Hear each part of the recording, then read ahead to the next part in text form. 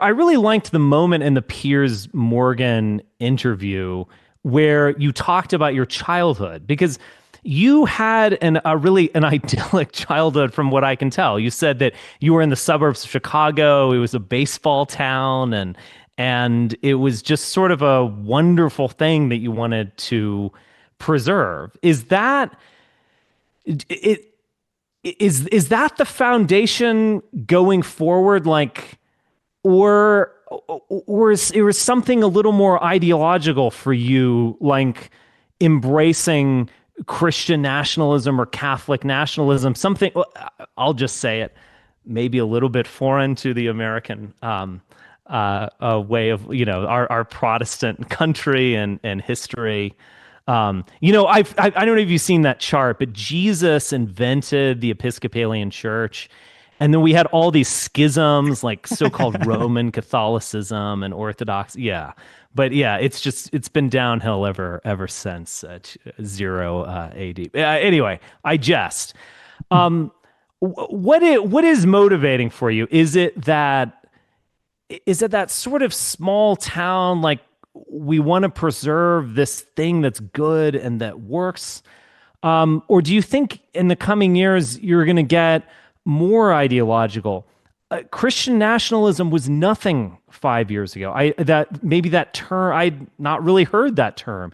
Now it seems to be something that it's not taking the world by storm, but it's a real ideology. Where do you think you're going? Nationalism or more like ideological Catholicism? Definitely nationalism. That's always been my instinct. And the reason why is because there is such a thing as like capital C, capital N, Christian nationalism. And it's led by Protestants, but it's not led by Episcopalians or Presbyterians. No, it's led by we're all liberals. Yeah, exactly. It's led by, you guys are all liberal and educated, and it's led by like Seventh-day Adventists or like Pentecostals or Reformed Baptists. And I know some of them, and they're good people, they're nice people. But I did a show with Joel Webbin recently. It's going to come out soon, and he was telling me about theonomy, which is apparently a very popular thing among the Christian nationalists. And that's where they take the laws from ancient Israel and they think that those should be the laws of America. Like, you have to build the fence around your pool because you had to build the fence around the roof of the houses in Jerusalem or something. And he was like explaining it to me, and I was like kosher diet and not. Isn't it two separate fabrics can't be worn together? There's some real arcane things going on there. There's distinctions. There's this ritual law, the moral law, and the civic law, so something like that. And it's like they say it's the civic law from ancient Israel. I'm not an expert, but he was explaining it to me and saying like we need to stone people, and we need to give people the death penalty for committing sins a lot. And I was like, that sounds like Handmaiden's Tale. Like if that's what you want, like I'm joining the Pussy Hat March. Like I'm right. And so I think that's really like a cultural expression, because Christian nationalism, does that have currency where most Americans live? No. Does that have currency in New York City, Chicago, LA, Philadelphia, Phoenix? Like, no, I don't think there is like really a real fabric there. And to the extent that there is, it's extremely diverse. And Chicago's a Catholic city. LA's a Catholic city.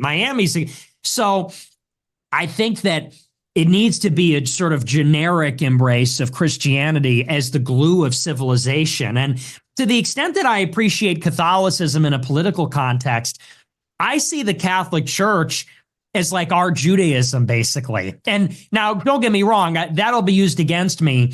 I am a Catholic. I do believe in Catholicism, but it's hard not to see the parallels between church and synagogue, and that used to be actually a motif in Christian art. It was ecclesia and synagoga, the church and the synagogue. And I do see a parallel where the Jews, they, of course, have the rabbis and they have the law, and now they have the Holy Land. But not every Jew is a scribe. Not every Jew is a priest. And yet they see them as part of the nation anyway. And I sort of see the Catholics as like the religious Jews of Rome, the religious Jews of Christendom, of Europe. And you need that as the glue to hold it together. So we can have Protestants and we can have even atheist white people, but the Catholic Church being in Rome has to be the beating heart of it. It's sort of like the Jedi Temple was for the Republic. No one knew in Star Wars that underneath the political level, there was the spiritual priesthood fight going on between evil wizards and good wizards. That's kind of how I see it in a political context. And I think that it has to be nationalism. To me, that's the only way to bring everybody together in a big enough coalition. Yeah, there is an American cathedral which is Episcopalian in D.C., and it's actually quite beautiful. But I think it's somewhat of a museum of waspdom that is gone. Sadly, but it's gone whether I like it or not. And we should be self-critical about why it's gone in many ways. I think Catholicism actually has been what you're talking about for the conservative movement in a remarkable way. I mean, Ann Coulter and Tucker Carlson are sort of exceptions as Protestants. The Supreme Court, William F. Buckley, et cetera. There's a lot of Catholicism, and maybe it was because they had that glue of an actual institution whereas the Episcopalian Church just simply didn't act in that way. And it's an interesting thing to think about. Yeah, well, it's the reactionary institution. It has authority. It's the only institution that still has the divine right of kings, basically.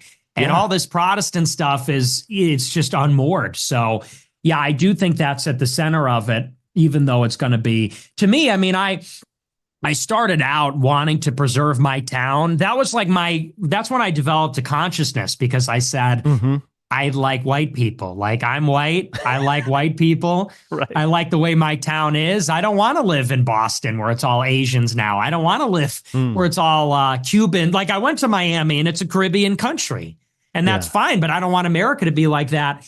But as I got older, it really became, as we've talked about American empire, America's a geopolitical entity. And then it becomes about sovereignty. It becomes about America should confer benefits upon Americans first and foremost, and just be more effective.